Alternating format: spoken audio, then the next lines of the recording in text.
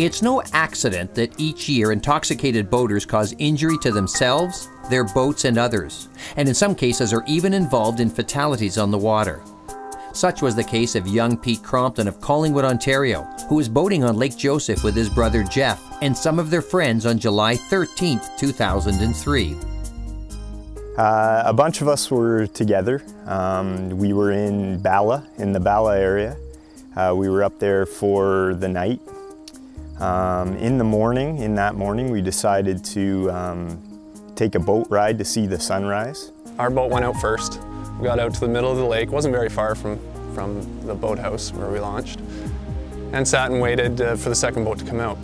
Well, the second boat came out, and I remember watching it come right from the boathouse. The other boat proceeded to come up on us at high speed. We could tell it wasn't going to slow down. Our driver hit the throttle to try and get away, but the other boat came up and ran over the back of our boat. You know, at the time you're thinking, yeah, he's coming out to meet us, of course he's coming straight for us, and he got closer and closer, and I realized that he wasn't going to be able to stop, and at this point he wasn't going to be able to miss us. So our driver hit the gas, hit the throttle, and at that same moment I dove down into our boat, which ended up saving my life. And I can still remember the sound of the impact, the white bow of the boat coming right up here by my head. I received a phone call at my residence at about 6:30 a.m. Advising me of the fatal boat accident. I attended at the detachment, met up with another Marine officer, and we proceeded to the scene as well. Obviously, there had been a party at the cottage that night. We began interviewing the driver of the second boat, the accused, and it was obviously showed signs of alcohol consumption. After a brief investigation, the accused was arrested for impaired operation of a vessel. Based on the statements from the witnesses and other evidence that we were able to obtain, we were able to piece together exactly what had happened in the accident. Pete's father, Ken Crompton, had been at an early morning golf game and received the tragic news from his wife. They called friends and immediately headed towards Parry Sound.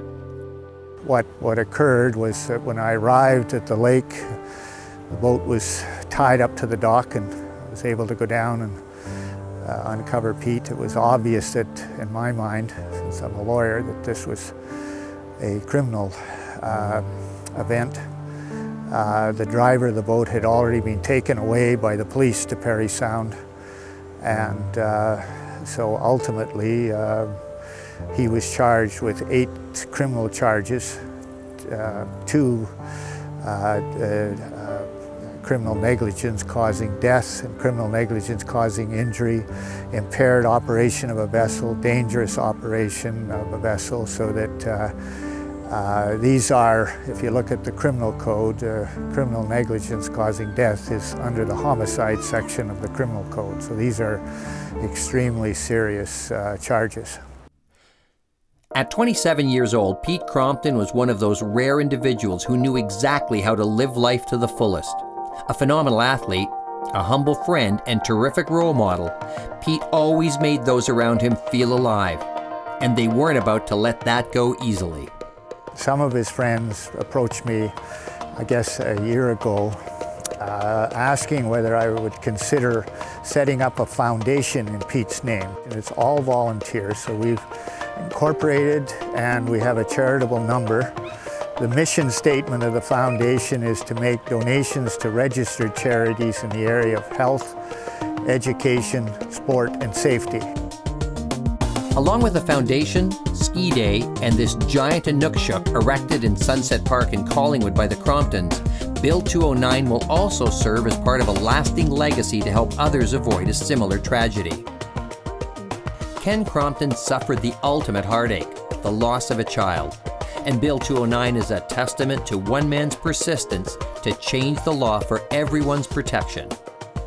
Obviously, we're blessed in Ontario with a tremendous amount of lakes and fresh water and a lot of enjoyment, and people should be able to enjoy the waterways without being put at risk by people that are abusing their rights by drinking alcohol and operating a boat. The position of the Canadian Safe Boating Council is drinking and boating is illegal. A conviction of impaired boating is a criminal offense and has serious financial and lifestyle consequences. You will lose your boating privileges, and with Bill 209 in Ontario, you will lose your driving privileges, the same as if you were driving your motor vehicle. So the next time you're thinking about having a drink before heading out in the water, think about it. Is it really worth the risk? After having gone through what I've gone through after this accident, I spent 2 months in the hospital recovering. You can get in a lot of trouble for this. So you really have to think about what you're doing. Often, I mean, they say, hey, you know, 2 or 3 beers, you always hear, oh, I'm fine, I'm okay, but you aren't. Fun's fun, but at the end of the day, be smart and be responsible. Treat your boat like you would your vehicle. You don't drink and drive, you don't drink and boat.